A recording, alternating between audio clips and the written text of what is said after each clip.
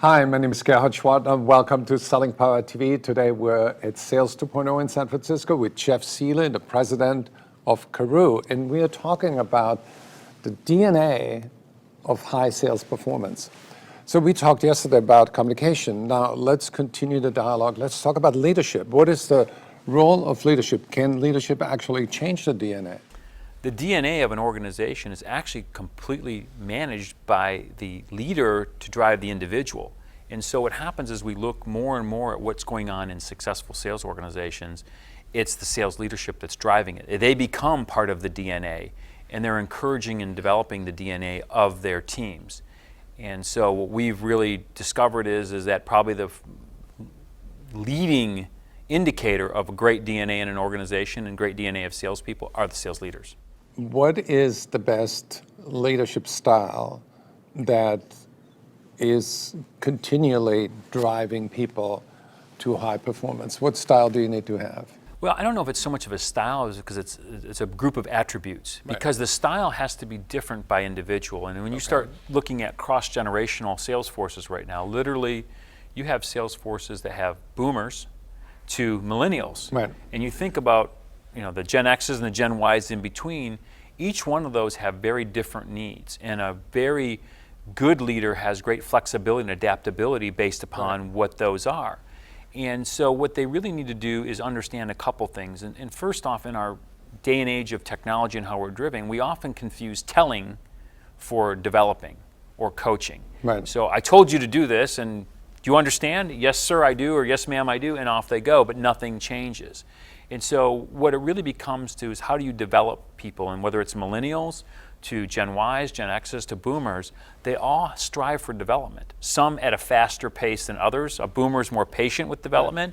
A millennial is our instant gratification group, and they want it now, and they want it faster and more of it. And how you do that becomes really critical of success. So it's one, understanding what motivates people. And most leaders don't really understand what motivates their own sales teams. And it's not the rewards aspect of it, it's the collegiality or the loyalty types of things.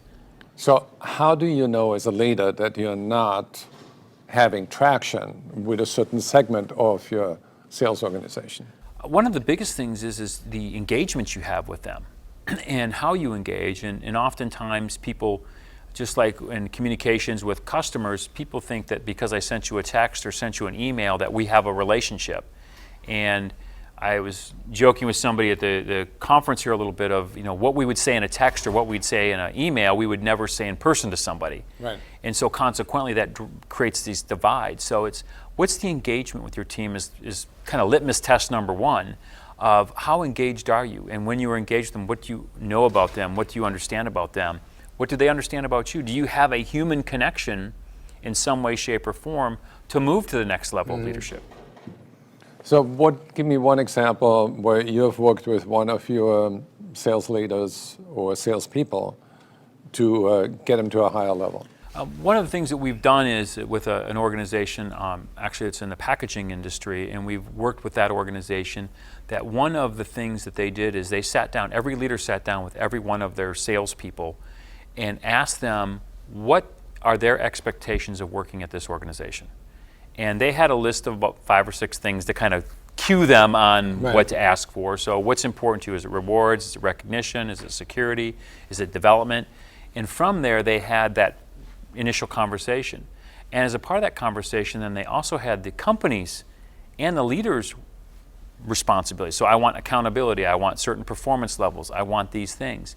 And what they found is that most of the leaders had no idea what was interesting to their people, and almost the other side worse is most of their people didn't know what the expectations were of the company.